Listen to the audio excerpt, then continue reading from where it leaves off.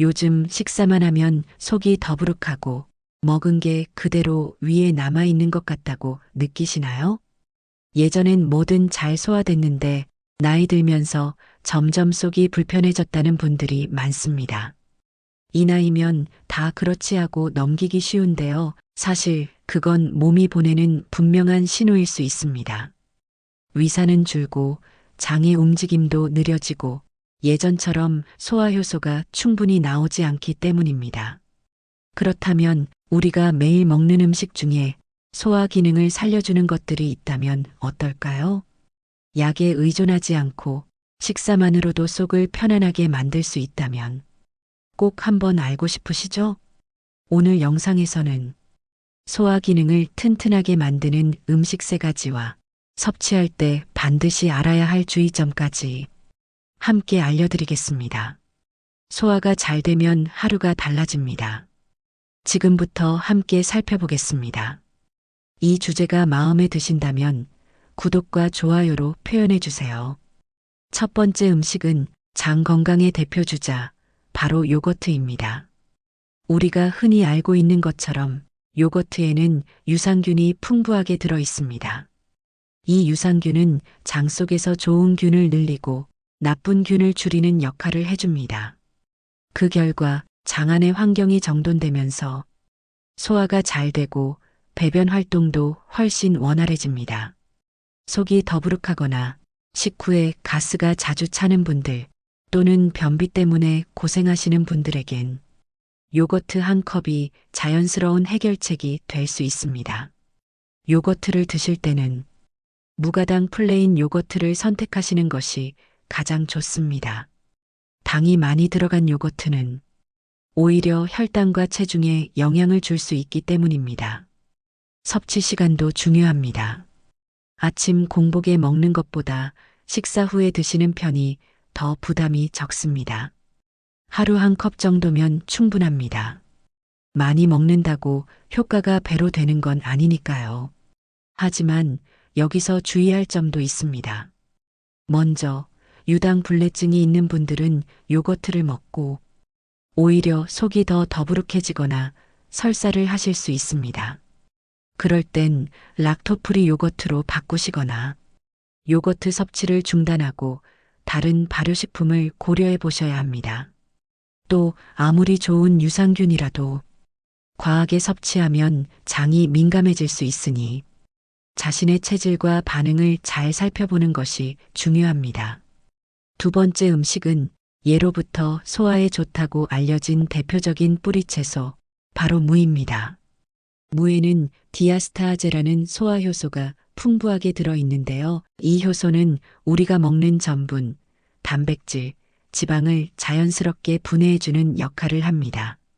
쉽게 말해 몸 안에서 음식이 잘게 부서지고 흡수되는 과정을 도와주는 식재료입니다.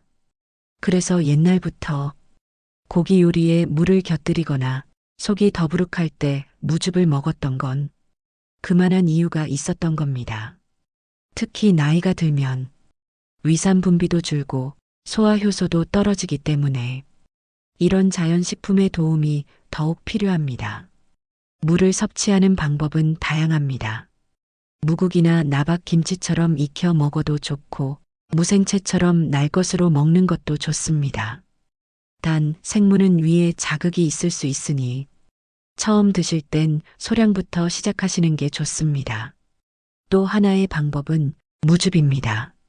물을 갈아낸 즙을 하루에 한두 스푼 정도 식사 전후에 먹으면 트림이나 가스참 현상이 훨씬 줄어들 수 있습니다.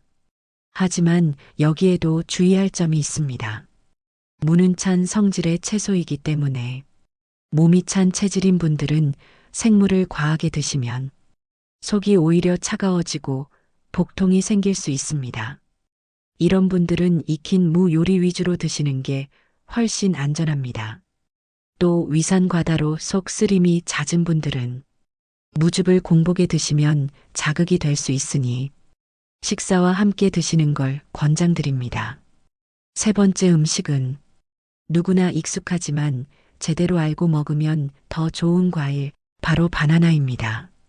바나나는 식이섬유와 천연 소화 효소가 풍부해서 위에 자극을 주지 않으면서 부드럽게 소화되는 대표적인 과일입니다. 특히 위장 점막을 부드럽게 감싸는 작용을 하기 때문에 속쓰림이나 위염 증상이 있는 분들에게 아주 좋습니다.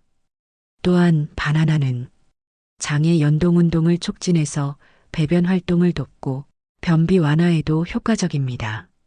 하루에 한 개 정도면 충분하고 아침 식사 전후나 공복에 드셔도 부담이 적은 과일입니다.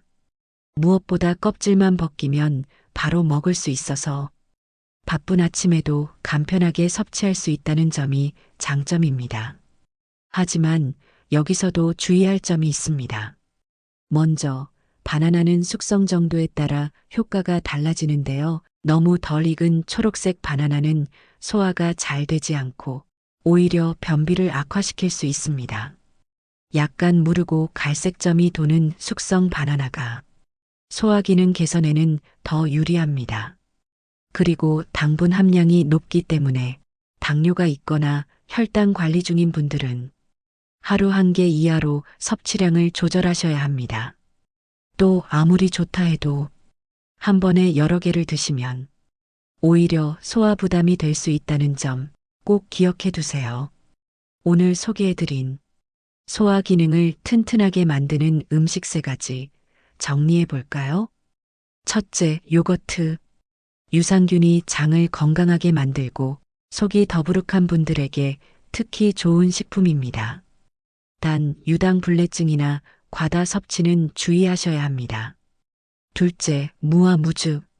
자연 소화 효소가 풍부해서 기름진 음식이나 고기와 함께 먹으면 특히 좋습니다. 다만, 속이 약한 분은 생무보다는 익혀 드시는 게 더 좋습니다. 셋째, 바나나. 위에 자극 없이 부드럽게 내려가며 변비 완화와 위장 보호에 탁월한 과일입니다. 덜 익은 바나나는 피하시고 하루 한 개면 충분합니다. 이 3가지 음식은 값비싼 보조제나 약 없이도 우리가 매일 식탁에서 실천할 수 있는 자연스러운 소화 건강의 해결책입니다.